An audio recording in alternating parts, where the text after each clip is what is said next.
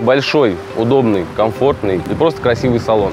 Едешь в автомобиле и просто наслаждаешься, и получаешь удовольствие от езды, комфорт подвески на любых каких-то кочках, ямках, неровностях. Мы просто плыли по ним, как на волнах. Узнав про клиренс автомобиля, также это меня очень сильно порадовало, потому что был момент, когда меня это очень сильно спасло. Проскочил по большим бордюрам и даже ничего не зацепил.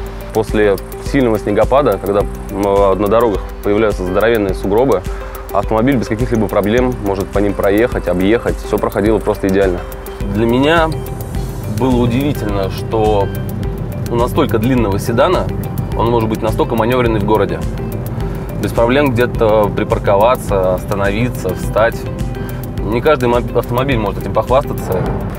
Двигатель и коробка в целом работают, одним словом, идеально. Для городского цикла двигателя объемом 1.6 хватает вполне. И поражает его экономичность. По городу 8 литров.